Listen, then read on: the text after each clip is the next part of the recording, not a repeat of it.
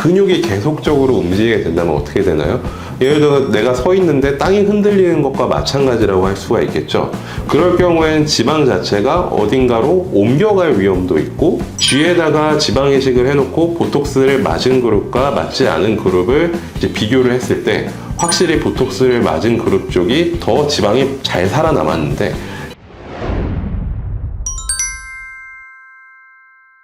안녕하세요. 저는 스타트 채널의 한바른 원장입니다. 자, 오늘은 지방 이식을 하고 보톡스를 맞으면 생착률이 더 좋다는데 사실인가요? 라는 질문에 대해서 같이 이야기를 해보는 시간을 갖도록 하겠습니다. 사실 이제 지방 이식과 보톡스는 좀 다른 개념이기 때문에 이게 두 개가 합쳐졌을 때 과연 지방 이식의 생착률이 좋아질까라는 질문을 하실 수가 있을 것 같은데, 결론적으로 말씀을 드리면 지방 이식을 하고 그 한 부위에 보톡스를 맞게 되면 생착률이 좀 더 좋아진 거는 사실 굉장히 여러 연구들을 통해서 입증되어 있는 결과라고 할 수가 있어요. 그러면 왜 생착률이 좋아지는가에 대해서 질문을 할 수가 있을 것 같거든요. 상식적으로 한번 따져보죠. 제가 이제 뭐 예를 들어서 이마에 지방 이식을 받았다고 했을 때 이마가 이제 볼륨감 좋게 동그랗게 이렇게 만들어져 있는데 계속 근육이 움직여. 그 밑에 우리가 지방 이식이라는 건 근육 위에 넣기도 하고 근육 밑에 넣기도 하는데, 잘 넣어놓은 모양을 만들어 놓은 상태에서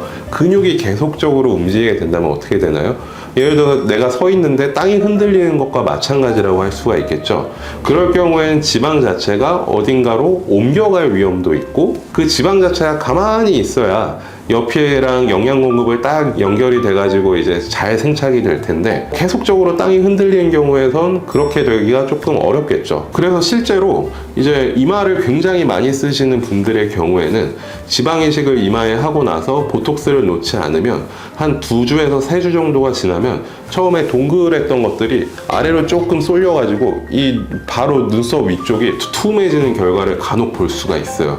이제 그런 경우에는 사실 워낙 근육 자체가 움직이다 보니까 지방들이 막 움직이면서 결국 밑으로 내려온 거라고 할 수가 있겠죠. 그런 점에서 우리가 어쨌든 지방 이식이라는 것들은 어떤 층에 넣게 되고 그 층 자체는 근육 바로 위라든지 혹은 근육 아래쪽에 들어갈 가능성이 굉장히 높기 때문에 그 옆에 있는 근육들이 움직이지 않게 해주는 거는 그 지방을 안정화시키고 생착을 돕는데 굉장히 중요할 것이다 라는 상식적인 추론을 할 수가 있는 것이죠. 다만 이제 흥미로운 사실이 하나가 있는데, 제가 어떤 여러 연구들을 통해서 보톡스와 지방 이식을 병행을 했을 때 생착률이 좋아지는 게 입증되었다고 말씀을 드렸잖아요. 쥐에다가 지방 이식을 해놓고 보톡스를 맞은 그룹과 맞지 않은 그룹을 이제 비교를 했을 때 확실히 보톡스를 맞은 그룹 쪽이 더 지방이 잘 살아남았는데, 이 지방을 다시 한번 분해해서 잘 살펴보니까 사실 이게 움직이지 않은 것 뿐만이 아니라 주변의 혈관이라든지 혹은 굉장히 구조 자체가 훨씬 더 영양가가 높은 구조가 되어 있었다는 거죠.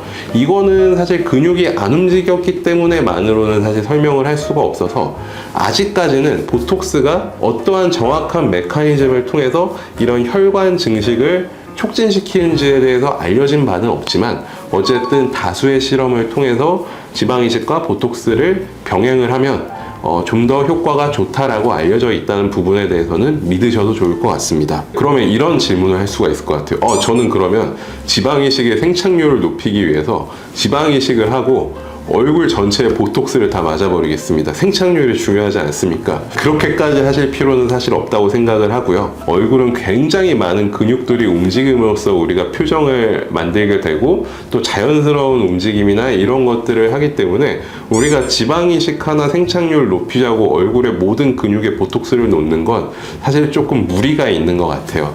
그래서 제가 보통 추천을 드리는 건 일단 가장 중요한 부분은 이마일 것 같거든요. 이마 자체는 근육도 굉장히 크고 넓게 분포가 되어 있기 때문에 지방 이식을 하고 나서 이마가 많이 움직이는 경우에는 분명히 지방이 모양이 흐트러지거나 혹은 생착률이 떨어질 가능성이 있다는 점에 대해서 아시면 이마에는 보톡스를 맞으시는 게 충분히 도움이 될 수가 있을 것 같고, 뭐 또 한 가지 추천을 드리자면 이제 턱 부위를 들 수가 있을 것 같아요. 우리가 나이가 들게 되면 광대 밑에 지방들이 조금 빠지게 돼서 광대 밑이 쑥 들어가신 분들이 있고, 지방 이식을 할 때 그런 부분까지 보통 지방 이식 이식을 진행을 하게 되는데, 이제 턱 근육 같은 경우에도 굉장히 큰 근육이고 움직임이 많은 근육이기 때문에 지방 이식을 같이 했을 때는 혹시라도 턱 보톡스를 같이 맞아준다면 어느 정도 도움이 될 수 있을 것 같다. 이 정도로 정리를 할 수가 있을 것 같습니다. 오늘은 보톡스와 지방 이식의 관계에 대해서 알아보았고요. 다음번에도 더 좋은 정보로 찾아뵙겠습니다. 감사합니다.